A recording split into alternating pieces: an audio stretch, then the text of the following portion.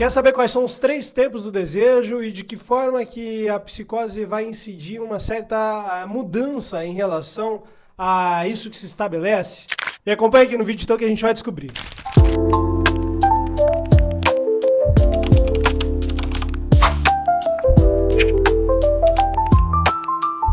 Olá para você que chegou ao canal da Falta ao Falar, onde nós colocamos palavras à vista do conhecimento.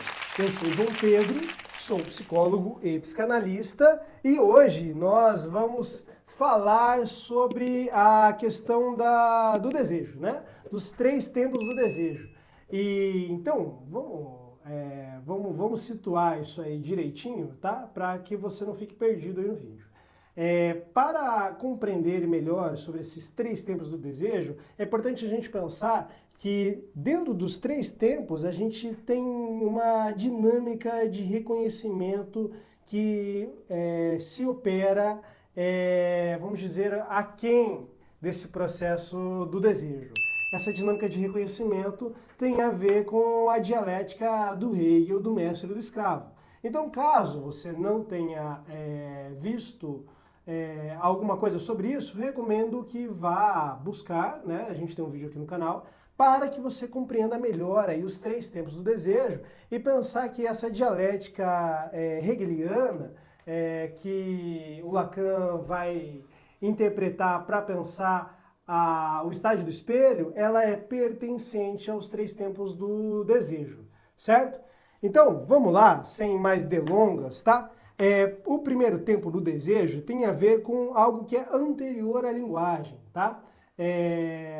Nesse sentido, é algo que seria bruto, mais instintual, que num primeiro momento seria justamente aquele desejo freudiano mesmo, que estaria remetido aos processos neurológicos, vamos colocar dentro desses termos, tá? Né? Que o Freud vai pensar justamente lá a questão do desenvolvimento psicossexual, né?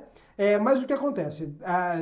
Dentro de um segundo momento, em que a gente vai inclusive localizar a dinâmica do estágio do espelho, localizar essa questão da dialética do mestre e do escravo hegeliana, a gente tem que o desejo ele passa a ser negativado, né? E essa negativado essa negativação, ela vai se dar justamente por uma substituição metafórica que o Lacan ele vai localizar a partir de uma interpretação que ele faz daquilo que o Freud chama como um jogo, o for-da, né? O for-da tem a ver com uma interpretação que o Freud faz a partir de um processo que o seu filho faz quando eu não me lembro se é o seu filho ou o seu neto, ele faz quando a mãe se ausenta, né?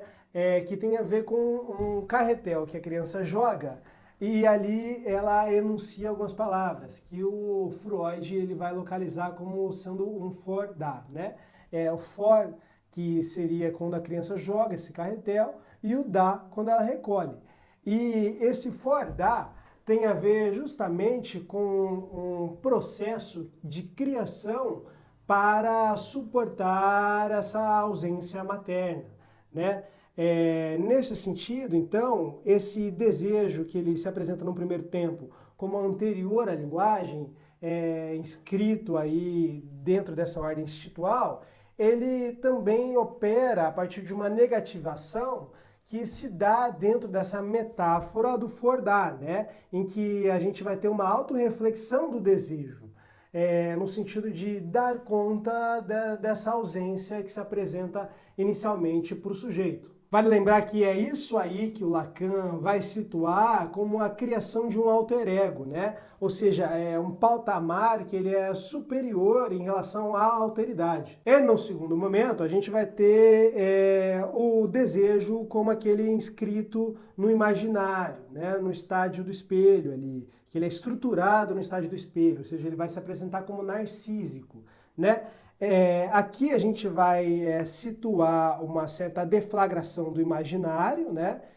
Bem aos moldes do que a dialética do mestre e do escravo demonstra, né? Que o Lacan vai interpretar no estágio do espelho, em que a gente vai ter uma certa subsistência do eu e uma invasão do grande outro, né? Aqui a gente tem, inclusive, num primeiro momento do ensino do Lacan, essa inflação do grande outro, né? Esse lugar privilegiado do grande outro como tesouro dos significantes. E aqui a gente tem justamente a ancoragem do desejo no significante. E dentro desse primeiro momento do ensino do Lacan, né, o desejo vai ser o desejo do outro, né? É aqui que a gente pode situar, por exemplo, aquilo que o Lacan trabalha na direção do tratamento, que tem a ver com o sonho da bela açougueira, né? Principalmente na histeria, em que a gente vai localizar aí esse desejo como apontando para o outro, né? Num segundo momento do Lacan, vamos dizer assim, até um caminho para o último momento do Lacan, a gente vai ter uma certa anulação dessa referência substancial, tá? E aí a gente vai perceber que a linguagem ela não tem uma referência última, né? Ou primeira, vamos colocar dessa forma. E é isso que o Lacan vai trabalhar ele nos seus últimos momentos do ensino, né? E aí a gente também tem um terceiro momento do ensino do Lacan, né? Que tem a ver com o desejo mediatizado, né? Que é algo que eu já comecei a trazer aqui para vocês, que tem a ver justamente com esse desejo ser o desejo do outro. Nesse sentido, é que o outro vai operar um certo reconhecimento.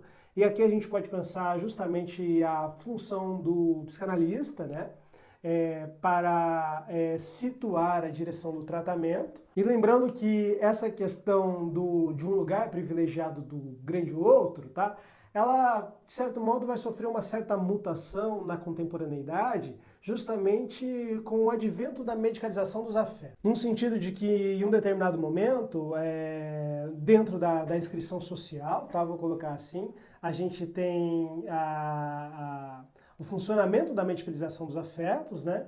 Nesse sentido, se coloca um lugar para o grande outro, né? Que está escrito nesse discurso psiquiátrico. E a gente tem também, em relação à análise, esse lugar desse grande outro inflado, que estaria como detentor dos significantes, de certo modo, vamos colocar assim, alterado a partir de uma certa travessia, né? Essa travessia que vai se dar nesse processo de enfrentamento do fantasma, tá? Algo que demanda um certo percurso de análise para que a gente possa chegar até o desvelamento disso. Nesse sentido, então, a gente coloca que o psicanalista ele vai se juntar ao sintoma para fazer um encontro desse fantasma, né? E num momento posterior pensar a fantasia. E antes que eu me esqueça, né, vale lembrar que aqui também a gente tem uma certa transmutação das leis, né? No sentido de que a gente tem num primeiro momento essa lei que vai se operar a partir desse grande outro simbólico, e num segundo momento a gente vai ter no segundo momento não, na verdade essas coisas acontecem em paralelo, né? Mas a gente vai ter essa questão da lei da palavra, tá? No sentido de que essa lei do grande outro simbólico vai se operar dentro da linguagem simbólica, né, a partir da metáfora e da metonímia, e aqui a gente tem uma lei da palavra em que a gente vai ter uma regulação própria. E aí a gente sabe que dentro de uma neurose a gente tem a inscrição do significante mestre e a sua operação, né, no sentido de que o sujeito ele assente esse lugar em relação ao grande outro. E na psicose a gente tem justamente a sua rejeição, né? Que seria a rejeição da metáfora paterna.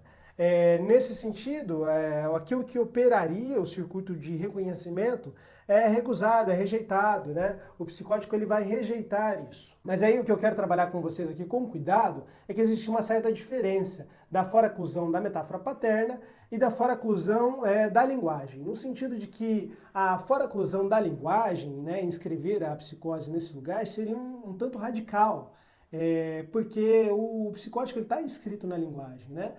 Mas essa questão da metáfora paterna, ela ainda se apresenta muito precária para ele. E nesse sentido é que a gente pode pensar que há uma diferença aí, né? No sentido de que há uma linguagem que se opera aí e há algo em que o analista ele pode fazer a partir da lei da palavra, não da lei do grande outro. Então vejam bem, há uma diferença entre estar fora do discurso, né, do discurso da cultura, do discurso institucional, desse discurso do grande outro simbólico, e estar fora da linguagem, né? No que diz respeito à psicose, ela claramente ela não está fora da linguagem, né? Na verdade, ela tá inscrita de uma maneira muito singular. E aí o Jacques Alain Miller, aqui no livro dele, né, ele vai trabalhar uma questão de uma tendência que se inscreve dentro do processo clínico, né? Que diz respeito a, vamos dizer assim, colocar a psicose dentro de uma inscrição significante, né? Fazer uma espécie de forçação. O Miller traz essa questão, situando justamente terapias comportamentais que se dedicam ao treinamento, né? E colocando esse lugar dessas terapias comportamentais justamente como um lugar pouco profícuo, né? Um lugar que tem poucas coisas frutíferas aí para a gente recolher, né? No sentido de análise mesmo, de progresso de análise.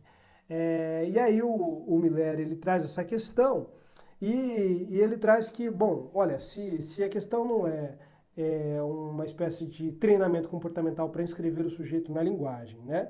E a questão também não tá como Deleuze e Guattari colocaram na questão do antiédipo, até porque o Miller ele vai situar isso como se fosse uma posição suprema em relação às consequências.